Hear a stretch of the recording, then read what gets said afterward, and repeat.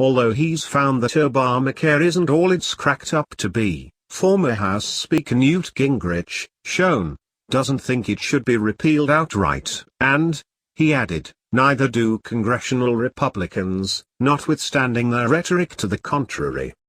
Even the best estimate for Obamacare is that at a very high cost it is extending the number of people who are insured by a small number, Gingrich said during an interview with USA Today's Jane O'Donnell at the World Healthcare Congress in Washington, D.C., March 25. Gingrich is correct. As the New American reported in January, the latest Congressional Budget Office projections have the federal government spending nearly $2 trillion over the next decade to insure fewer than half of uninsured Americans. Moreover, as Gingrich pointed out, most of the increase in coverage has come about by dramatically expanding Medicaid, which is an easy short-term fix.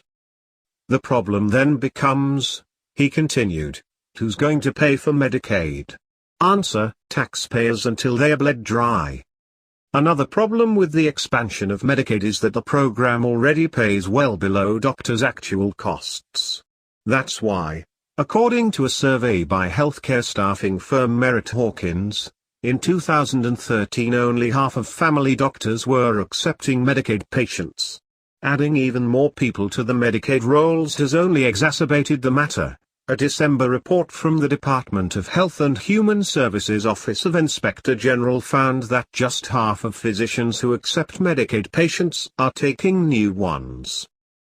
Having insurance with no doctor may not be better than having a doctor with no insurance, observed Gingrich.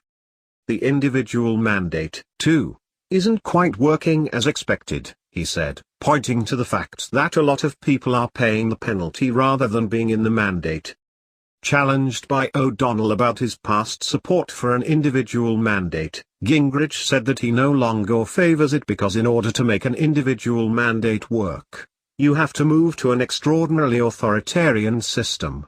Yet Gingrich is known to have stumped for a mandate as early as 1993, claiming it was the conservative alternative to the complete nationalization of healthcare being pushed at the time by then First Lady Hillary Clinton, and continued speaking in favor of it until just before he jumped into the 2012 presidential race. Considering that it should have been obvious from day one that enforcing an individual mandate would require authoritarian means, one suspects that politics, rather than principle, have shaped Gingrich's view of the mandate over the years. In spite of his misgivings about many aspects of the Affordable Care Act, ACA, Gingrich made it clear that he's not in favor of repealing it. There are a certain number of people from your party that say they just want the ACA repealed, O'Donnell said. It doesn't sound like you agree with that. Well, they don't, either, replied Gingrich, precipitating a round of laughter from both O'Donnell and the audience. Instead, he said, they'll just repeal the parts they don't like while retaining the politically popular ones. For instance, the individual mandate is unpopular, but the provision forcing insurers to cover all applicants regardless of pre-existing conditions is well liked, so Congress might want to repeal the former but not the latter. But doing that, he averred, would create a death spiral in which people never buy insurance till they're sick, something that may already be happening with the full ACA in place but could become far worse if it were only partially repealed. Gingrich, not quite grasping the economic or constitutional issues at stake, then suggested an alternative, some system that says once you buy your first insurance, as long as you're paying insurance, you cannot be denied coverage. Another popular provision that the GOP probably wouldn't jettison is the one allowing children to remain on their parents' health insurance until age 26. I don't think it's repealable, Gingrich said. So, he continued, if you actually went down to Congress and said, now, when you say you want to repeal everything, how about these 5 things?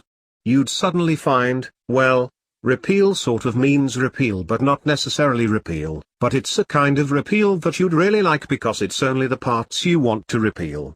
It's not the parts you don't want to repeal because we're only going to repeal the things that need to be repealed. Gingrich was, of course, being somewhat facetious, but his point is borne out by the GOP's most recent Obamacare repeal and replace proposal. Unveiled in early February, it calls for, among other things, preventing insurers from denying coverage as long as the covered individual has paid his premiums faithfully in the past, retaining the provision allowing children to remain on their parents' coverage into young adulthood, subsidizing insurance premiums, and otherwise continuing many of the ACA's policies with only slight modifications, hence the Washington Post's reference to the plan as Obamacare Light. Despite his ongoing posturing as a conservative, Gingrich told O'Donnell that centralized, bureaucratic solutions are increasingly obsolete. The former House Speaker remains ever enthralled to command and control approaches to solving mankind's problems. He even called for a national brain project as a way of addressing the growing challenge of Alzheimer's disease. Sadly, so do most of his comrades in the Republican